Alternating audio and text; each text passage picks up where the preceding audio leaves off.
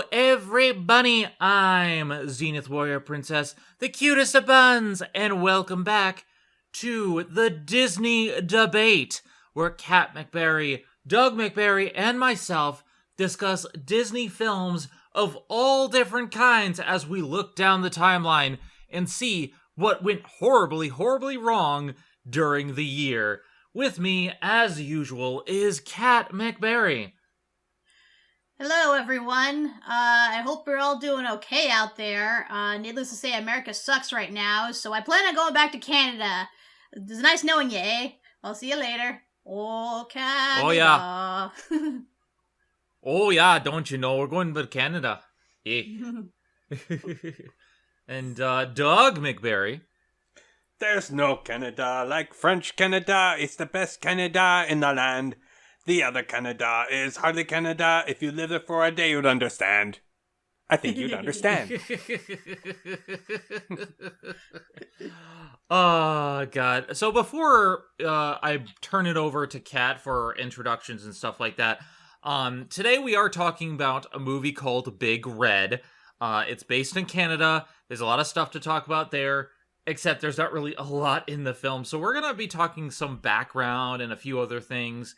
And we're going to try to lighten the mood because things have been very heated in America lately. So let's just go to Canada. Let's talk about Canada. You know, Kat, you're my friend. Are you my friend, Kat?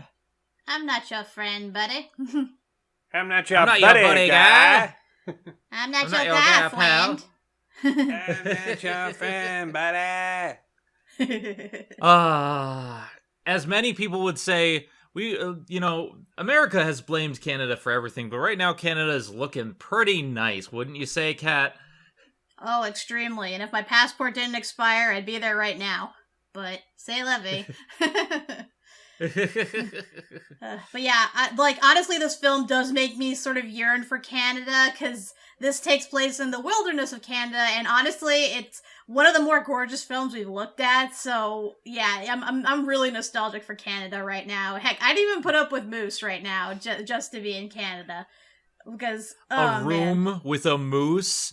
A room with a moose? A movie with a moose. But we will get to that part. Okay.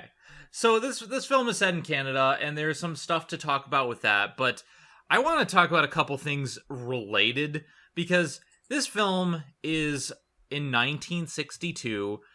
It is, yet again, part of the dredge of the 60s, and I think one of the biggest problems I have with this era of films, as we've worked our way through, they kept throwing things at the wall and hoping that something would stick. Because if you take a look at all of the timeline, there are very clear delineation periods based on the eras. You obviously have the golden age of animation, you have the wartime era, you have the return to animation, and once that went away, you had the adventure era.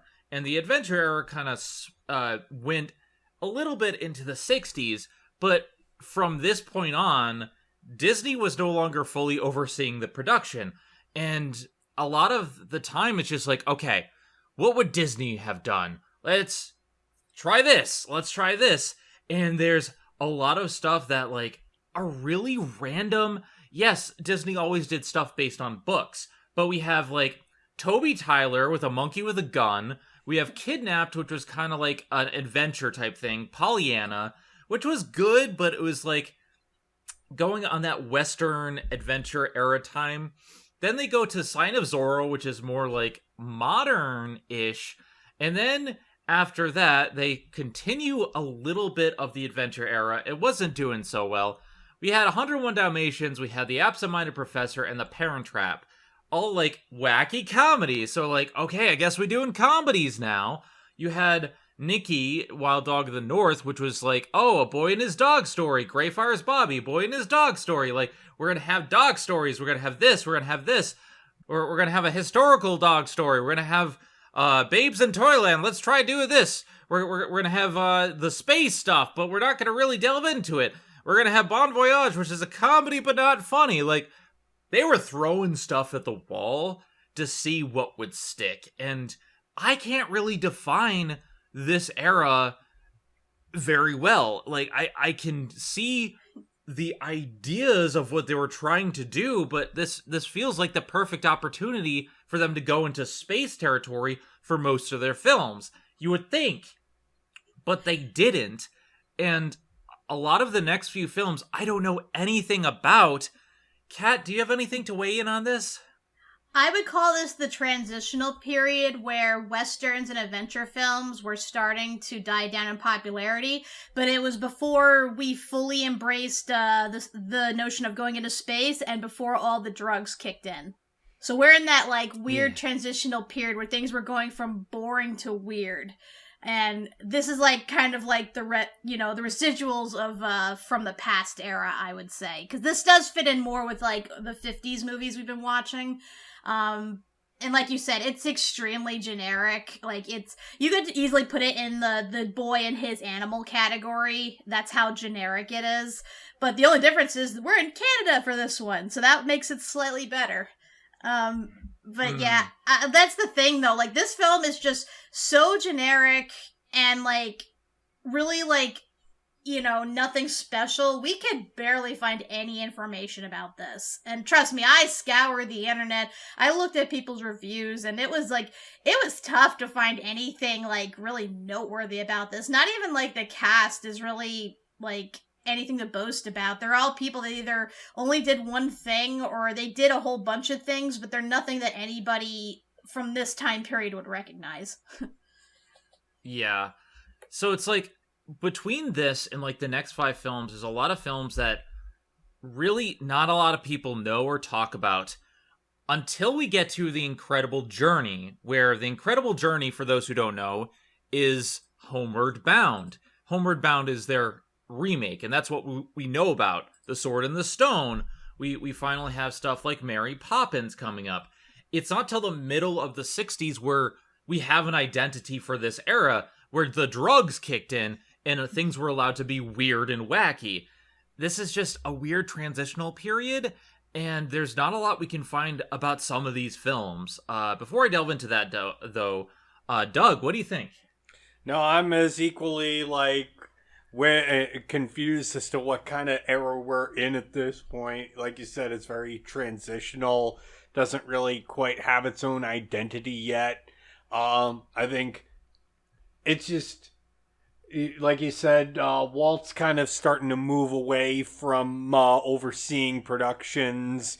He's still kind of there, but his focus is like the parks and I think ultimately Epcot. So he's just not, he's kind of turned over control of the studio for the most part. So people are kind of run ragged.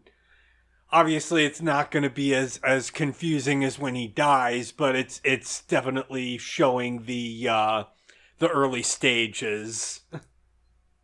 Mm-hmm. The other thing, and Kat mentioned this before, so the film's name is Big Red. And this is one of the most generic names because, yes, we could be talking about Clifford the Big Red Dog. Or we could be talking about the soda or the gum. It's hard to research this because the title is already a copyright for like 5 other things. We could talk about a subtle name for a stripper.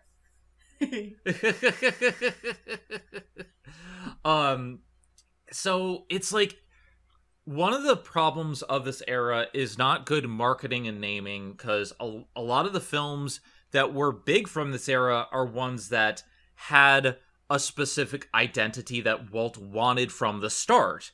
However, not a lot of this era really carried forward. Big Red is one that you don't remember. It's another boy and his dog story.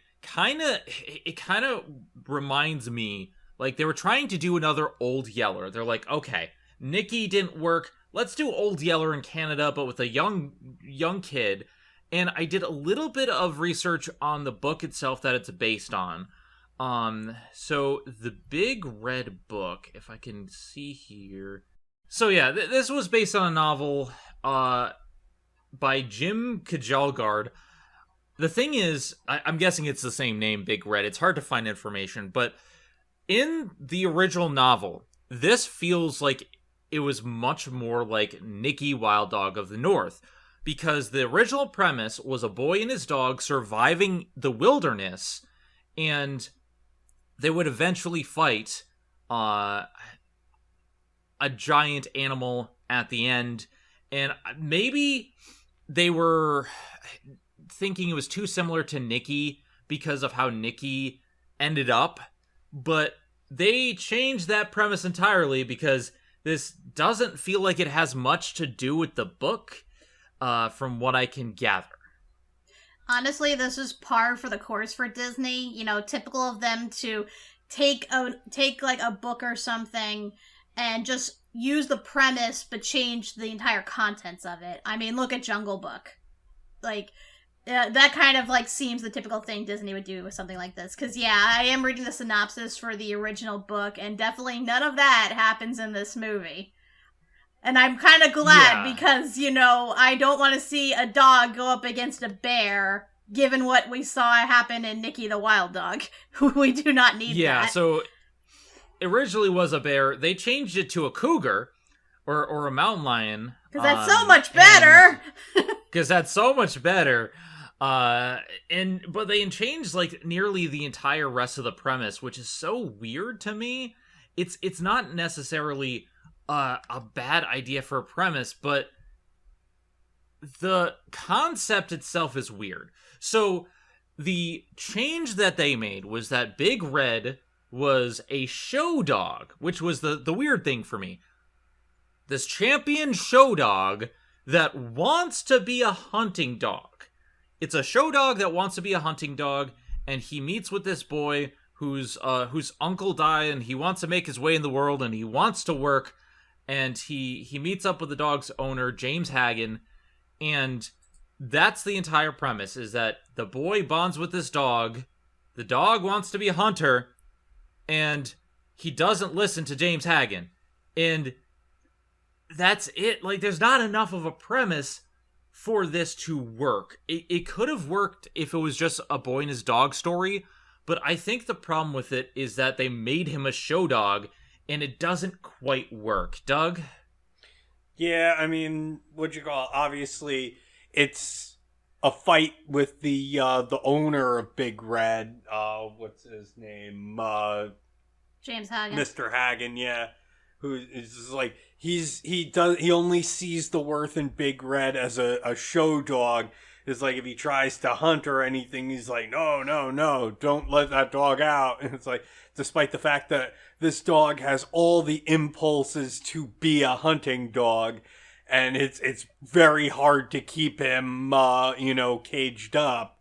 And then it's like, he only values, like, it's like what he says is like $3,000. $5,000. $5,000. And he intends to like have him win Best in Show, so that'll be worth even more. And then it's like, you're just gonna have this dog be, just something that people look at. And I guess he ultimately wants to have Big Red, become all so expensive that he puts him out to stud and breeds him, so that people will want all the puppies and stuff. But it's like, it's frustrating. It's a frustrating movie, not only because of that, but because they keep saying repeatedly, oh, we already bred the hunting instincts out of this champion Irish setter. It's a dog that should have no hunting instincts. And it's a show dog. But if it's a show dog, you'd think it'd be trained better, right? Like, I've seen trained dogs, and they don't, like, go after stuff unless they're told. And even if they're not a hunting dog, they should have that set. And I'm looking here at the poster, and the poster is like, in one decisive moment, a courageous boy and a big red dog teach a brave man the meaning of devotion. That also doesn't happen, by the way. What do you think, Kat? So here's the thing. I did do some research on Irish setters because I'm not too overly familiar with the breed. But from what I read, they can be show dogs, and they are, a favorable one because of, how their red coats look and everything. But here's the thing. if you're gonna make them a show dog when in actuality they're hunting dogs, you got to do two things. One, make sure they get plenty of exercise because, as they said, they are very athletic dogs designed for hunting, for retrieving fowl. But thankfully, we do see that he does let the dog out on occasion, with the boy to run around. So he does that right. The second thing is you have to be gentle with them. Like, that is an established thing. You cannot be harsh with this breed because they do not react well to any type of, firm discipline. Like, you have to... Basically, it's the dog equivalent of gentle parenting. So, if anything, this movie proves the point about you gotta be gentle with Irish setters, because they definitely will latch on to who treats them well as opposed to who treats them firmly, as this movie kind of demonstrates. Because the whole issue... Yeah. The whole issue that arises from the plot is that the boy, Rene, he is hired on to be the dog's handler, and he's just there to do simple things, like make sure the dog is fed, make sure the dog is walked, and so on and so forth. But because he doesn't approve of how the owner treats him, because he believes in firm discipline, he treats Red kindly instead, and actually encourages his hunting instincts. And because of that, the dog starts disobeying his master in favor of the boy. And that's the problem here that ultimately leads to, the big thing about this toward the climax. Yeah, and it's on paper, it's not a bad idea for a film, but in execution, there's a lot of dead space. I don't think this is a bad movie. I will hazard to say that it's generic, it's okay. I didn't feel like I wasted my money, even though this is available on Disney+, so we didn't waste our money. But I went into it, and I left it pretty much okay. But there are major problems and frustrations in the fact that these characters are not good characters, and there's a lot of, maybe this is a 60s-isms, but, they really don't tell us enough about these characters. You have the owner, James Hagen, who is very firm. He only cares about his money, only cares about discipline. But, there are moments where he listens to Renee, and he's just okay, you have something to say, boy, speak. But then he's no, you gotta be firm. And he doesn't listen to him, and he's a really bad dog owner, and there's some really awkward stuff. Granted, they don't abuse the dog, but there's times where he, says chin up, and he slaps the dog, and I was no. And time again, James Hagen keeps acting flip-flopping between does he like this boy? He's never quit the job, never stop working, you stick to it. And it's but then he lets the boy go, and there's just a few moments where I just don't get him, and they imply in one brief blink and you miss it scene that his son was killed in the war. But that's it. And we don't really get anything. It's oh, is that why he's harsh to the boy? He sees his son in him? But, there's a flip-flopping between Hagen's persona that doesn't make sense to me. Kat? Yeah, I don't know if it was an acting choice or a directing error, but, yeah, James Hagen is portrayed rather I don't know, it's contradicting in his mannerisms, because on the one hand, they're portraying him as this stern loner who believes in discipline, and, he's apparently doesn't want anyone to get close to him, but at the same time, he acts way too nice to Renee for Renee to react to him with fear. Because if you notice, and there are many scenes where Renee either inadvertently or deliberately disobeys him, and when he's caught, he's apologizing like his life is on the line. He's afraid this guy is gonna, pulverize him or something. But the guy always says every time, no, you're cool, I'm not mad, I assure you. And I'm just why is this kid so terrified of him? It makes no sense. If this guy is supposed to be, this real jerk or whatever, he's definitely not portraying it that way. And even his staff, kind of are passive aggressive, saying it's oh, you never let anyone get so close, oh, you treat everyone they're your cadet or something. And I'm just where is all this coming from? Do we get to see it at all? It doesn't make sense to me. The guy just I guess is more intent on putting on the charm, for his whole TV persona or something, as opposed to playing an actual character. Not that he's doing it badly, it's not convincing for what all the other characters seem to think he is. Also, to go one step further on that, if I may, not only is he quick to forgive Rennie, he's also very encouraging of him. He'll give him a lot of advice and try and kind of act a little fatherly, or kind of act like he's the what's the word, his protege. He wants him to succeed. He wants him to grow in business, an apprenticeship almost. It's weird because there are times where he sits down and he's picking burrs out of the dog's fur because the dog got away, and you'd think he'd be angry. He's like, no, and he starts giving advice about how his father was like that, and there's some really good heart-to-heart moments that don't make me not want to dislike this film, because I don't think it's a bad film. But then he flip-flops and he starts going off the handle, and he does things that are really bad, and I'm just like, are we supposed to get behind him, or is he the villain? Or is he because you can have a complex character, but they don't tell us enough about him to make him complex.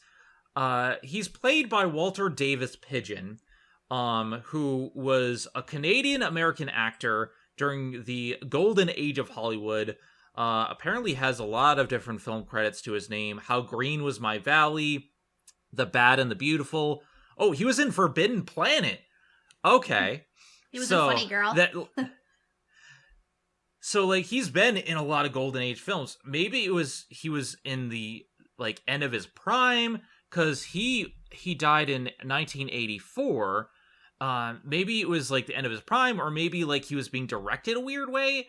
But I think he's good when he's being fatherly, especially towards Renee, and he's learning some stuff. But the way that the directed and portrayed is that not someone who you're really supposed to get behind, and I don't get it, Kat. Yeah, I just feel like if to make this work, they should have made him more grumpy, more angry, more if he was from the army or something, then he could have been a disciplinarian or something. That could have hindered his view into how he views his dogs. He views them as soldiers who have to do what they're told.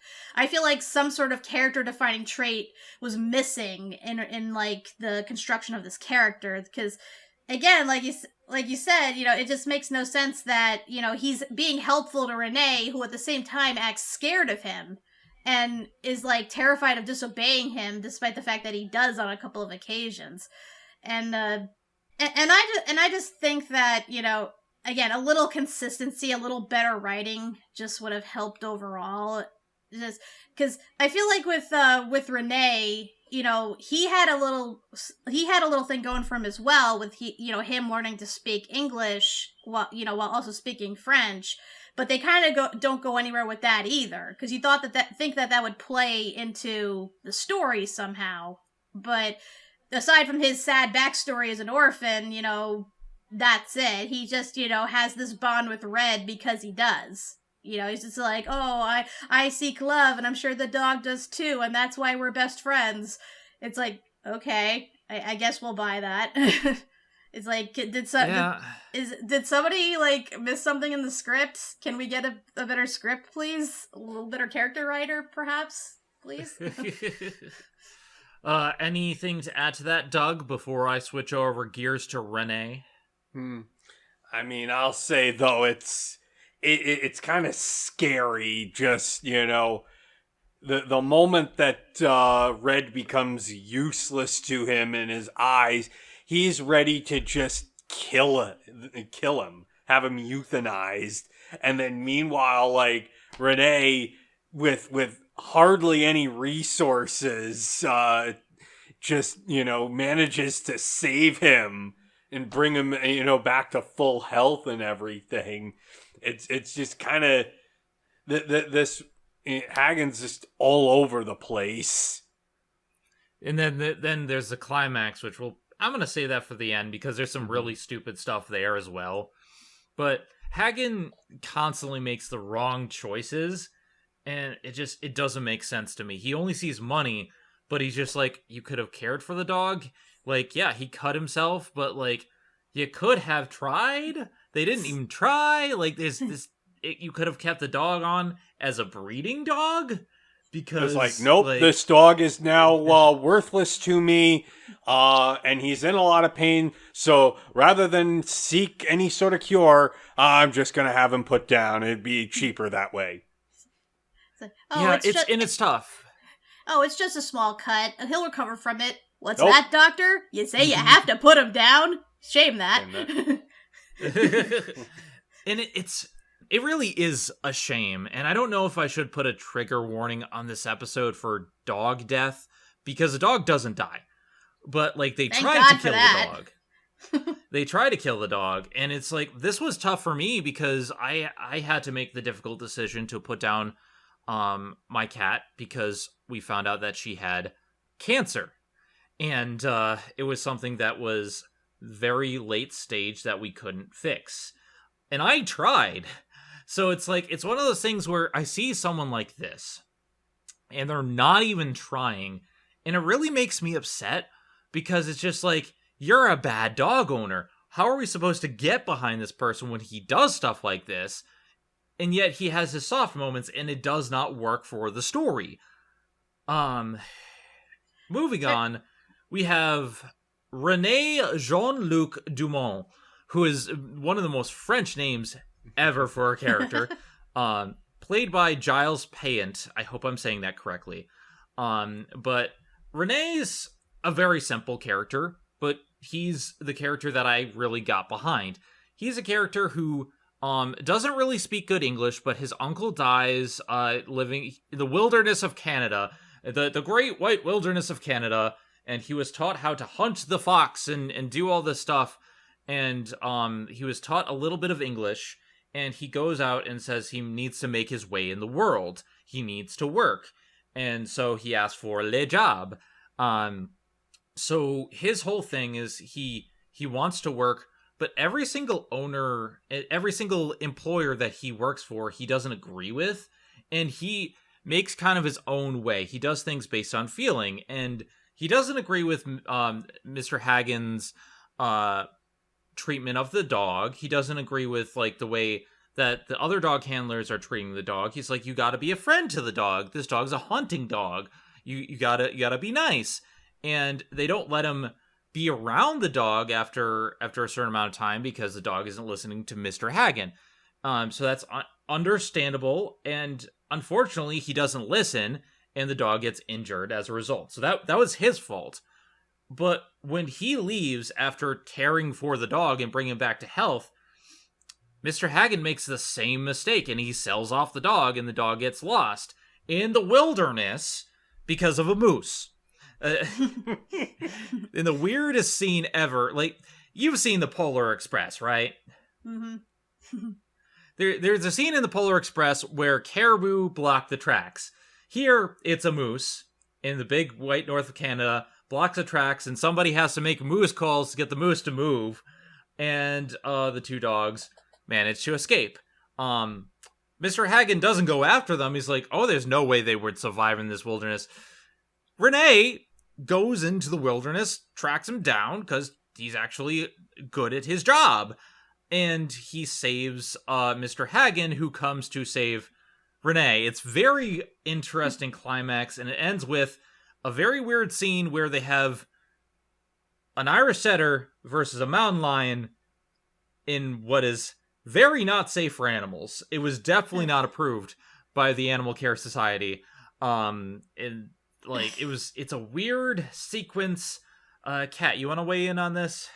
Yeah, I was getting major Nikki Dog of the Wild vibes with this, because it's very clear that they put a dog in the same vicinity as a mountain lion. And granted, you can sort of train mountain lions to be a little more docile than they normally would be, but you still don't put an apex cat predator in the same general area as a domestic dog.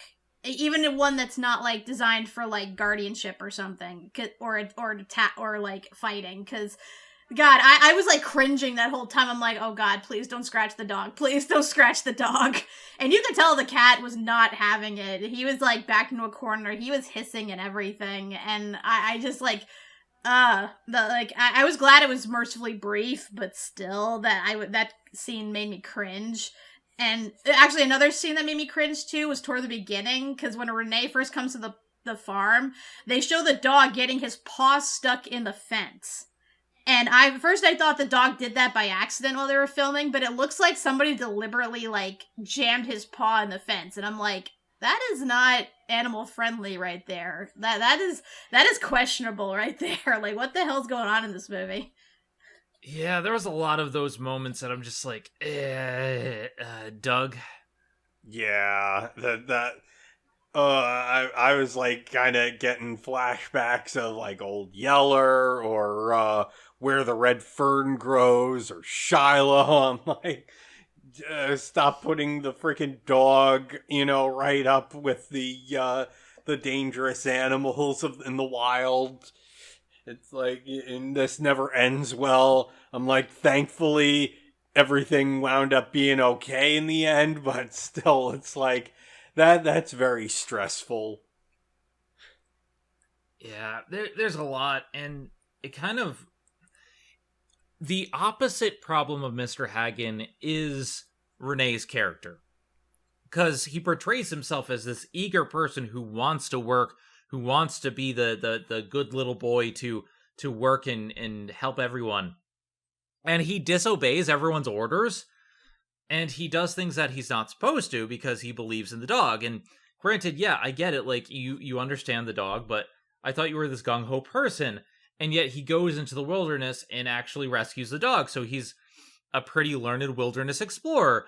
But then he has to save Mr. Hagen, and, like, there's a weird middle scene where we see another farmer named Mario, yes, Mario, who comes in because his calf keeps wandering into Mr. Hagen's yard. And he said, that guy didn't show up for work, he just left. So Renee just leaves to go after the dog without telling anyone. And I get that he doesn't fully understand English, but he has translators around him. He understands enough to know what he's doing should be wrong, but he does it anyway. And I don't get the dichotomy here, Kat. I mean, I will say, like, I do kind of admire Renee by the fact that he basically saves everybody in this film at least once. Like, I think he saves Big Red like 3 times, and then he saves Mr. Hagen at the end from the cougar, and, like, I kind of admire him for that. And I admire, like, his upbeat attitude as well, and the fact that, he is sort of charming. I think his actor is a little, like, not that good. Like, at the beginning was really kind of rough because I part of me was wondering if perhaps the actor only spoke French and he had to learn English for the film, and that's why his lines were so stunted at the beginning. But he does get better by the end. So I didn't think he was, I didn't think he did a bad job. I think he was, like, charming enough in the role, but yeah, I mean, his character, like, on the one hand, he's proactive, he has a good moral center, but for somebody who is eager to, work his way in through the world and, do a good job and stuff, he does disobey a lot. And the worst part is when he goes against orders to leave Big Red alone so he can, bond with his master properly so he can, obey him for the dog show. He ruins that, and because of that, Big Red goes ballistic and ends up jumping through a freaking window, and that's how he gets hurt. So, yeah, sorry, Renee. I have to disagree with you in this instance. Yes, the dog missed you. That wasn't worth him nearly getting his arteries sliced open. Yeah, like, there was a lot of weird moments where I'm like, I couldn't fully get behind Renee, and I couldn't get behind Mr. Hagen. And so it's like, who am I supposed to root for in this film? And it's not like Renee didn't have good qualities. He had good stuff about him. It's just, it wasn't very well acted. he was a character who was kind of cliche, and he kept flip-flopping about what he wants to do. And maybe if we had an internal monologue about how he feels, we would understand, but we don't really get that, and we only see things how they're presented. So both of these characters present a dichotomy where we're supposed to like them, and they're supposed to have faults, but they don't have enough character to justify either of them. Doug? Yeah, I agree. Like, again, it's another instance of very contradictory, but I think part of it comes off from him being so young.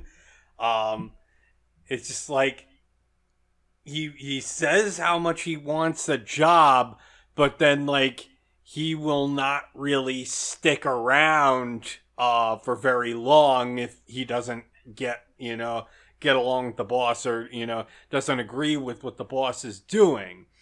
But of course, at the same time, he's also right in some instances. But of course, if you're employed, it doesn't really matter if you're right. You kind of just have to do what the boss says. And of course, if you're just going to desert every job, then, who's going to want to hire you long term? But on the other hand, he has the strong qualities in taking care of animals, of, surviving in the wilderness.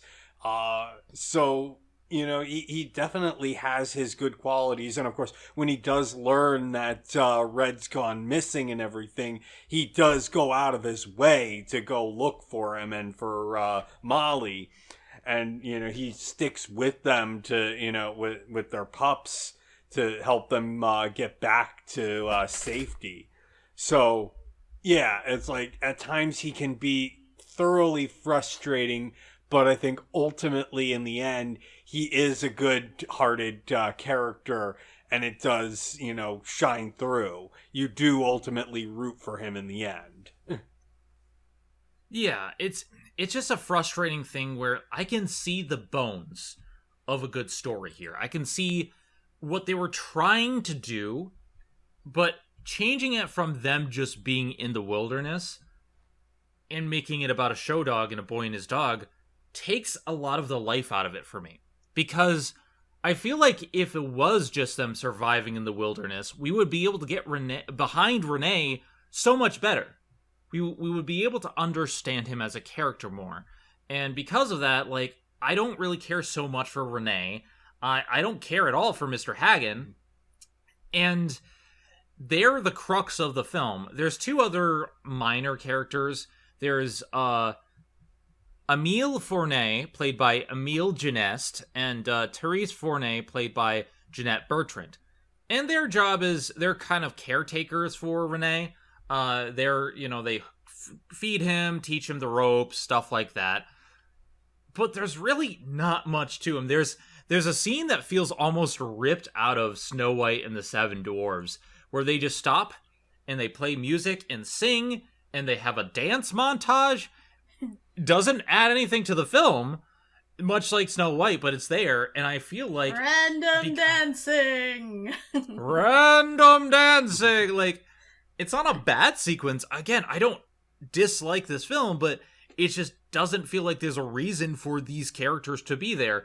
Emile does a decent enough job. I think he's an interesting character, but he doesn't seem to know anything about dogs for a dog handler, because he's the one who tells him you gotta be firmer, he's gotta go up, and I'm like, do you not know this type of dog?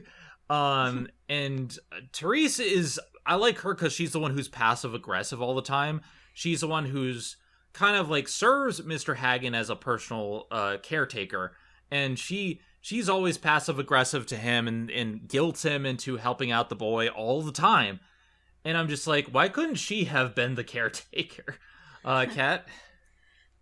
Yeah, I mean, those two were okay. Like, I did like the woman and her sass, although, frankly, you'd think the guy would fire her, given how, the type of criticism and shade she throws his way.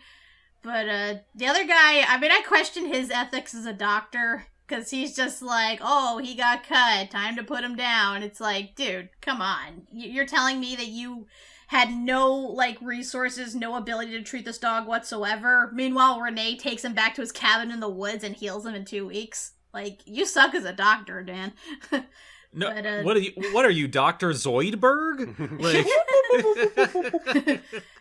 He's like, scalpel, bucket. Okay, next patient. Yeah, I mean, they were okay. Like, I don't really remember anything about them besides that. And, like, the dance thing was innocent enough, I guess, to show character building or something, or them bonding, but I can take it or leave it. It's nothing special. I did want to bring up something that kind of annoyed me, though, is in regards to James Hagen. So, you mentioned this before.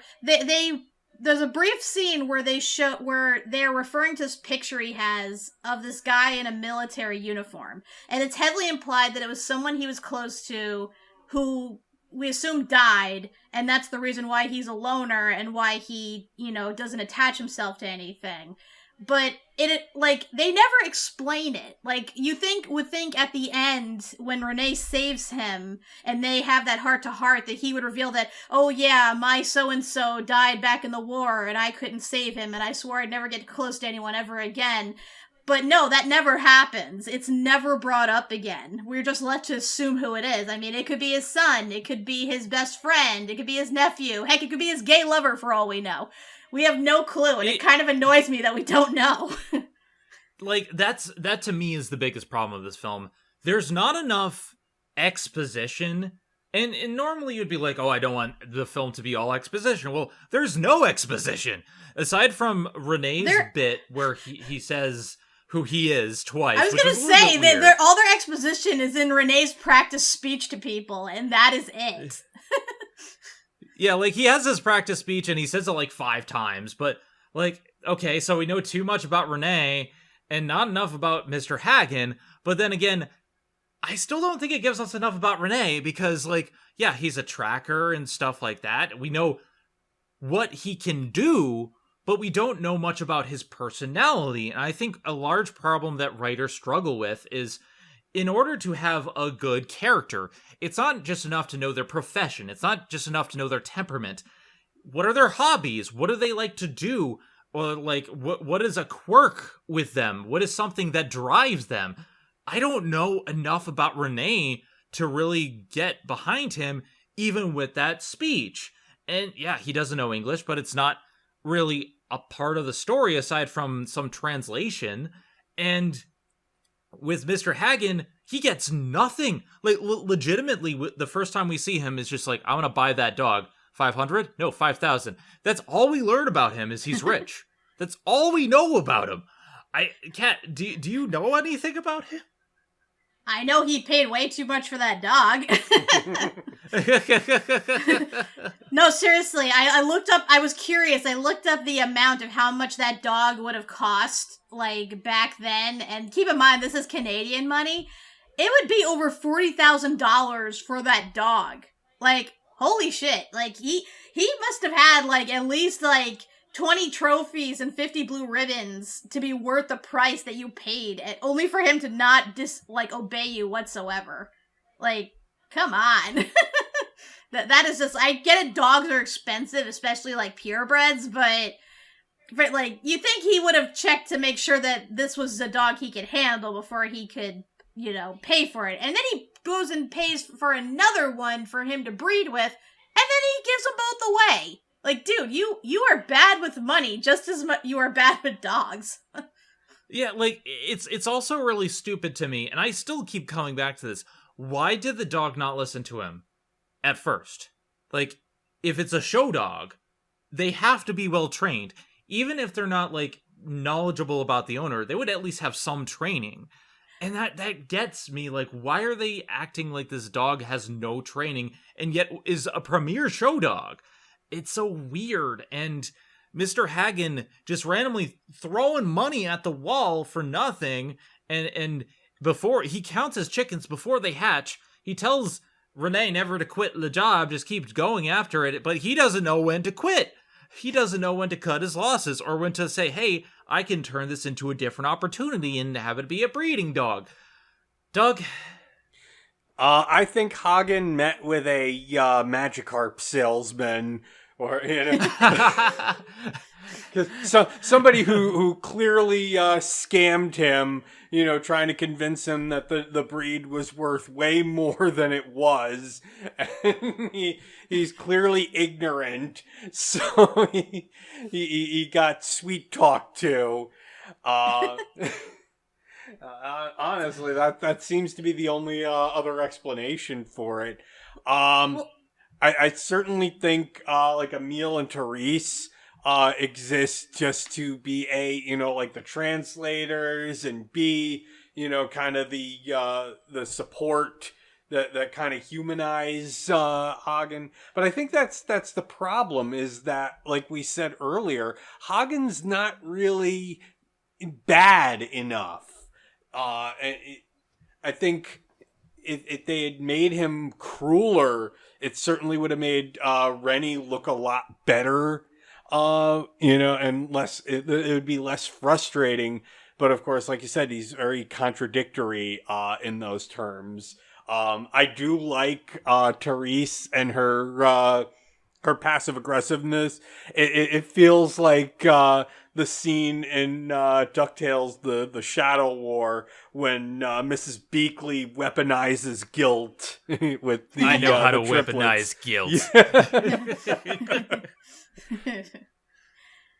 If I may bring up the whole thing about the dog not obeying, again, it's like I said earlier, in order to properly train this breed, you gotta have a gentle approach. Hagen didn't have a gentle approach. That's why the dog didn't listen to him.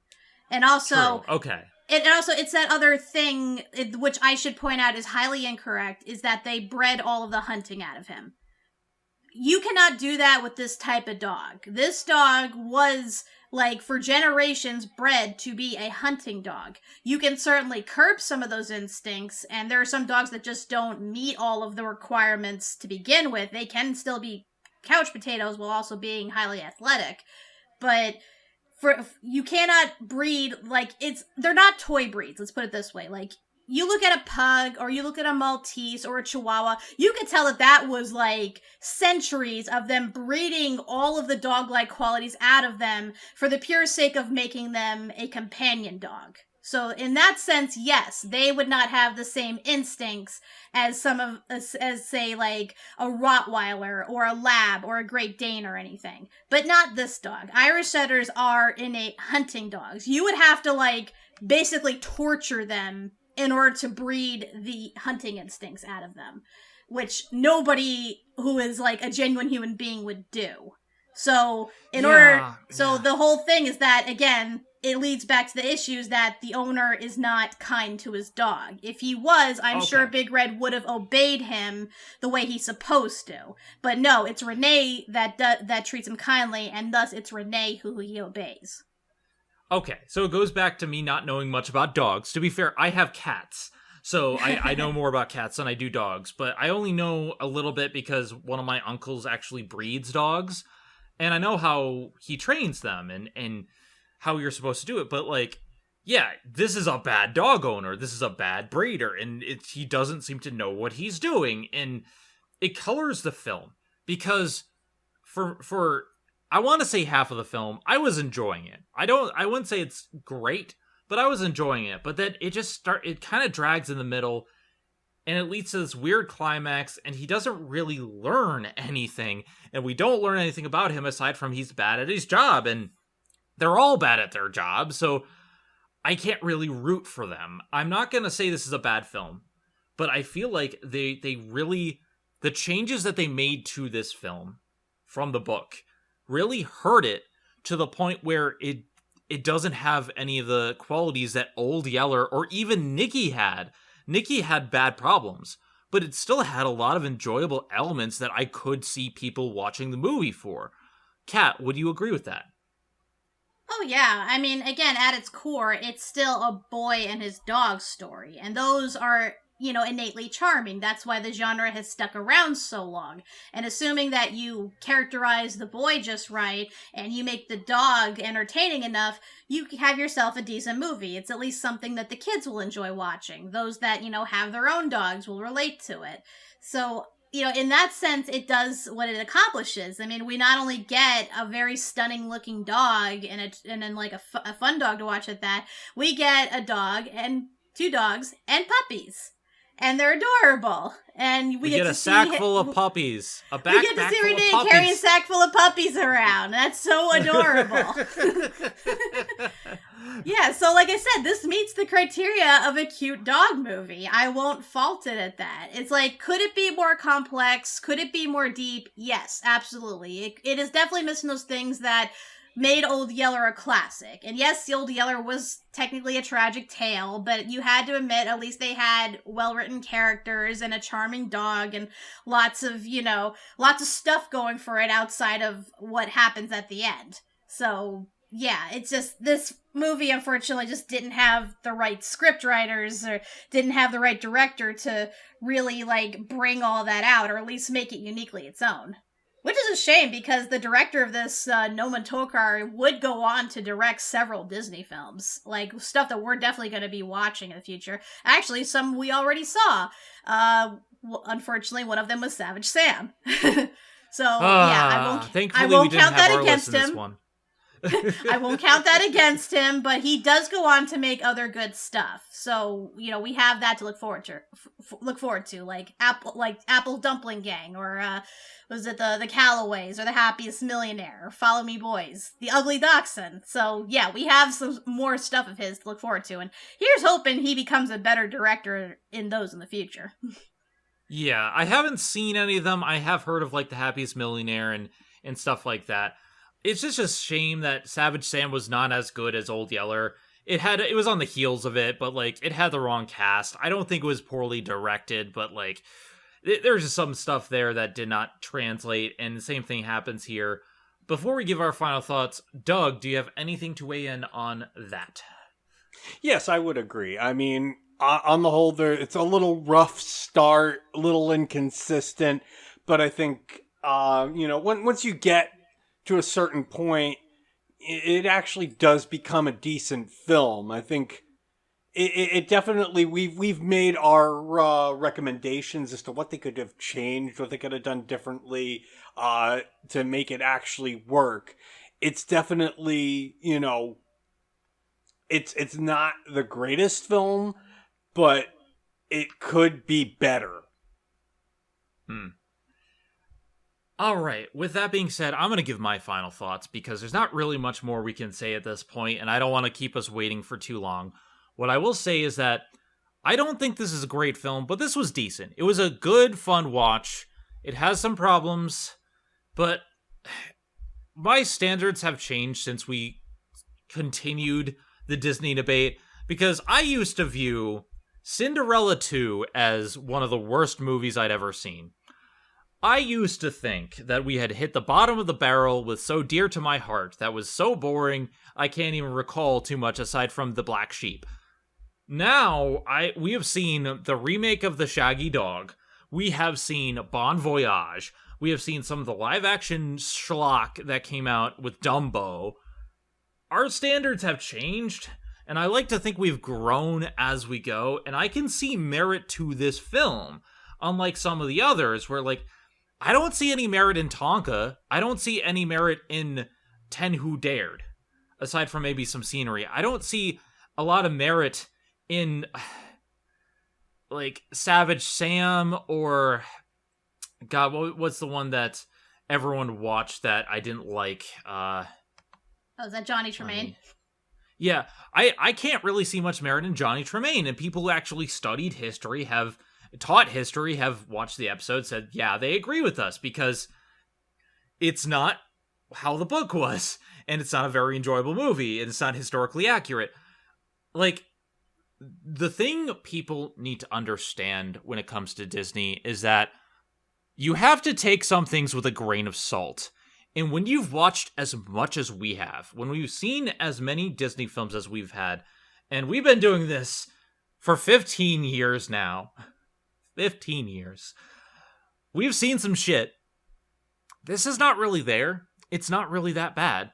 And one thing that I'm probably going to be doing soon is going through some of our older reviews and updating some of my thoughts on Letterboxd and seeing if I was wrong back then, because I know I made some mistakes.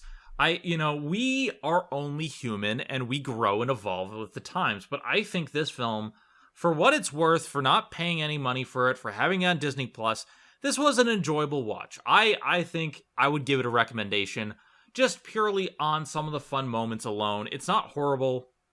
There's just not a lot of substance. Kat?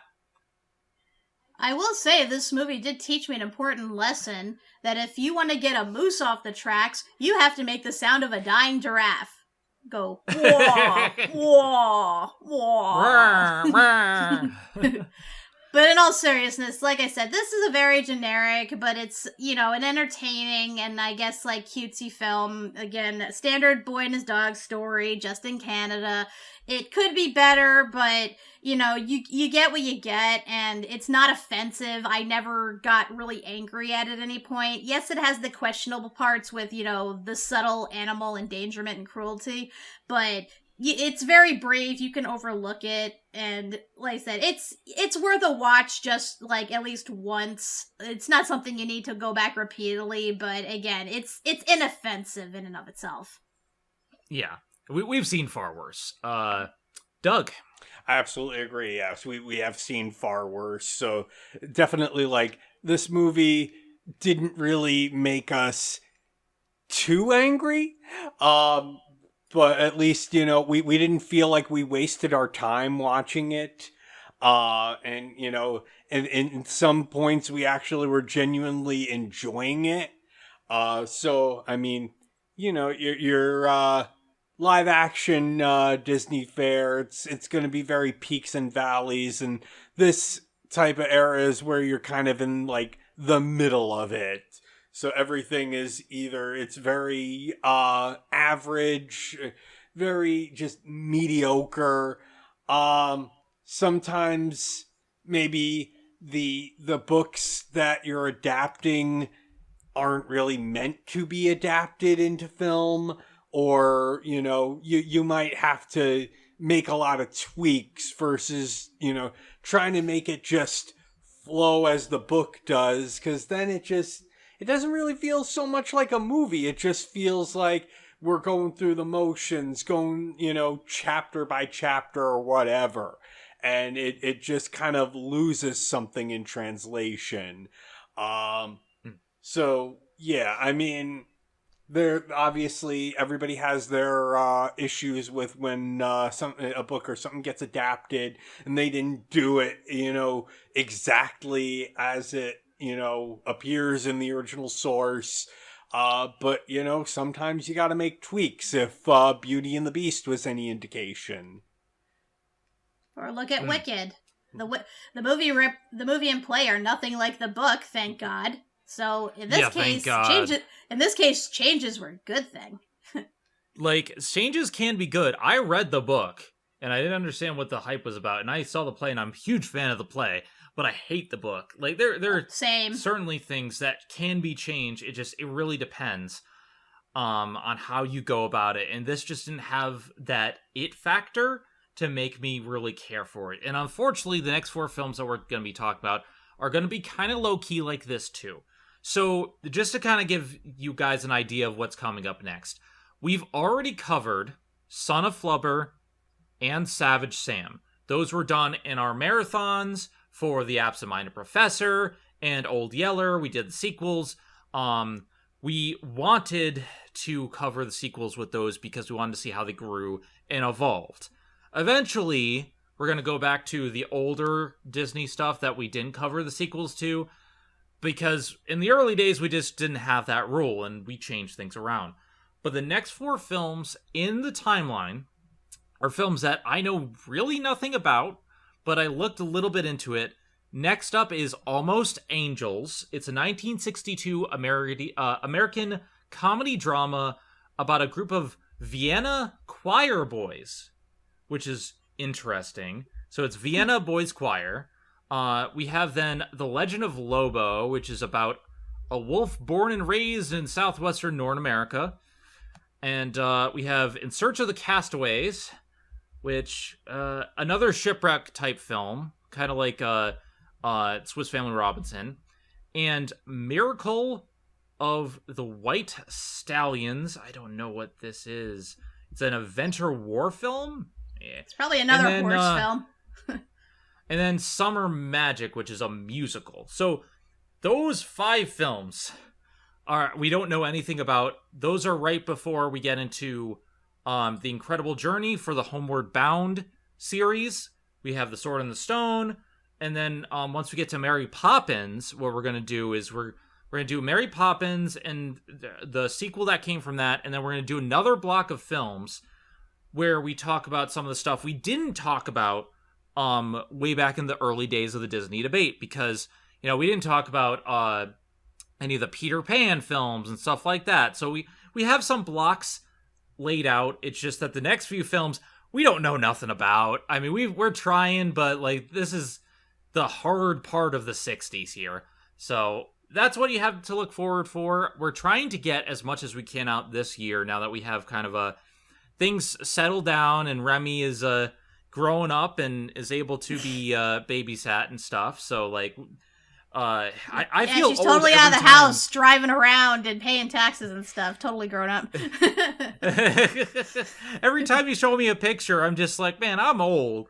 I remember when she was just a little baby.